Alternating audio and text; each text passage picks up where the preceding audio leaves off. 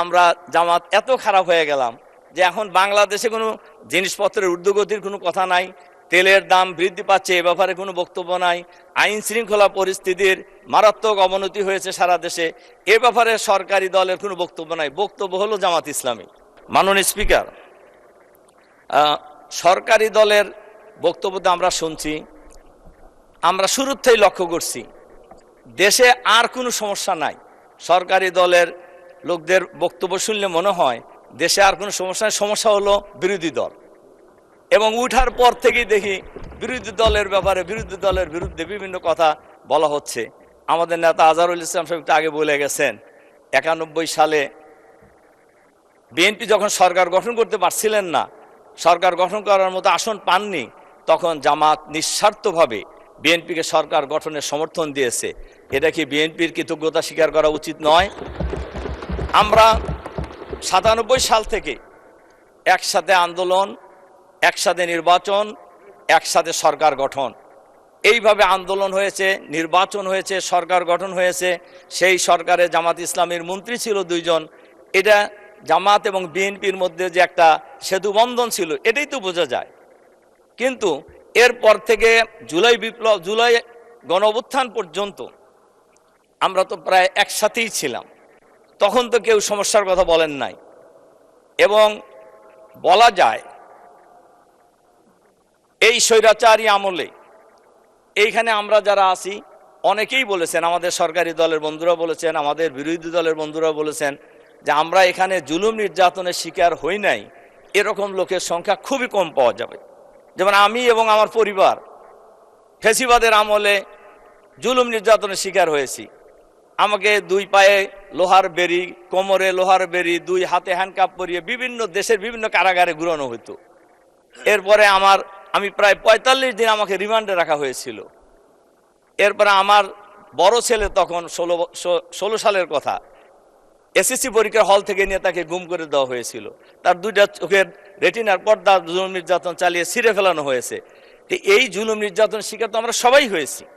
কিন্তু এত তাড়াতাড়ি এই নির্বাচনের পরেই আমরা জামাত এত খারাপ হয়ে গেলাম যে এখন বাংলাদেশে কোনো জিনিসপত্রের ঊর্ধ্বগতির কোনো কথা নাই, তেলের দাম বৃদ্ধি পাচ্ছে এ ব্যাপারে কোনো বক্তব্য নাই, আইন শৃঙ্খলা পরিস্থিতির মারাত্মক অবনতি হয়েছে সারা দেশে, এ ব্যাপারে সরকারি দলের কোনো বক্তব্য নাই। বক্তব্য হলো জামাত ইসলামী। মাননীয় স্পিকার, এজন্য আমি এরপরে যে কয়টা কথা আমি আপনাদেরকে বলতে চাই যে স্বৈরাচারী সরকার এখন আমরা সংসদে দেখছি অনেকেই অনেক বড় বড় কথা আমরা কিন্তু বলতেছি। ফ্যাসিবাদী সরকারের পতন তো 13 সালই হয়ে যাওয়ার কথা ছিল।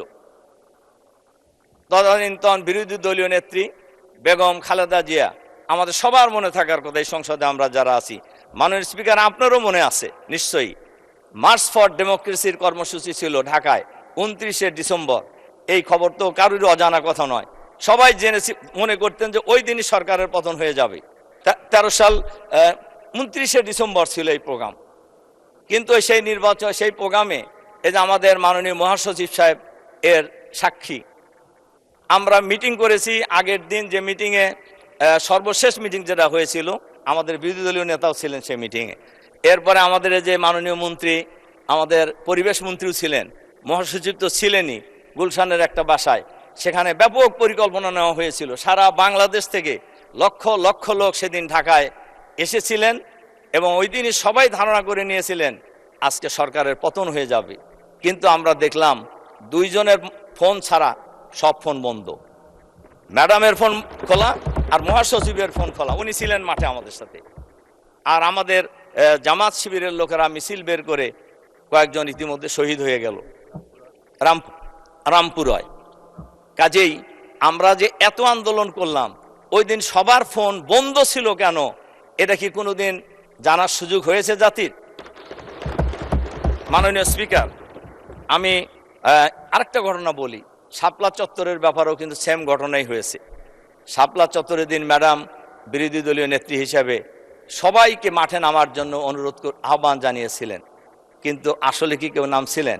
সেখানে আমাদের অনেক লোক শহীদ হয়েছে, আমাদের আলেম ওলামারা শহীদ হয়েছেন। কিন্তু ওই দিনও একটা সুযোগ সরকার পতনের কিন্তু ছিল। কিন্তু আমরা কিন্তু সে কাজটা আসলে করতে পারি নাই। মাননীয় স্পিকার, কাজেই আমরা সেদিন কিন্তু, এবং সর্বশেষ আমাদের মহাসচিব মনে থাকার কথা, আমরা প্রস্তাব দিয়েছিলাম যে ম্যাডাম সকাল থেকে কাজের মেয়ে ফাতেমাকে নিয়ে বালির টাকের সামনে পতাকা নিয়ে দাঁড়ায় আছে, অন্তত আমরা চলেন বিএনপি এবং জামাত মিলে একটা মিছিল সেদিকে দেই, কিন্তু সেদিন কিন্তু সেই সুযোগ আমাদের হয় নাই। মাননীয় স্পিকার, এরপরে জুলাই বিপ্লবে অনেকেই অনেক কথা বলেছেন। জুলাই বিপ্লবের বা জুলাই অভ্যুত্থানের একক দাবিদার আমরা কোনো সময় ছিলাম না। আমাদের নেতা, বিরোধী দলের নেতাও কোনো সময় বলে নাই যে এটা শুধু আমরাই করেছি। কিন্তু আপনারা নিজেরা বলেন কেন যে আমরা এটা বলছি? আমরা তো বলি নাই কোনো সময় যে এটা আমরা নিজেরা করছি। তার কারণে এই আন্দোলনের সাথে সবাই জড়িত। তবে এটা তো সঠিক, ছাত্ররাই তো আন্দোলন শুরু করেছে এবং ছাত্রদের নেতৃত্বেই আন্দোলনের সমাপ্তি হয়েছে। কাজেই এই আন্দোলনে আমাদের নেতা, বিরোধী দলীয় নেতা ডাক্তার শফিকুর রহমান সাহেব ছাত্রদেরকেও গাইড করেছেন, জামাতকেও গাইড করেছেন। উনি আন্দোলন ওনার জায়গা থেকে যেভাবে গাইড করার দরকার সেভাবে গাইড করেছেন, বিএনপিও গাইড করেছেন, সবাই গাইড করেছেন, এবং সবাই মিলে যার জায়গা থেকে আন্দোলনের মধ্য দিয়েই ফ্যাসিবাদী সরকারের পতন হয়েছে।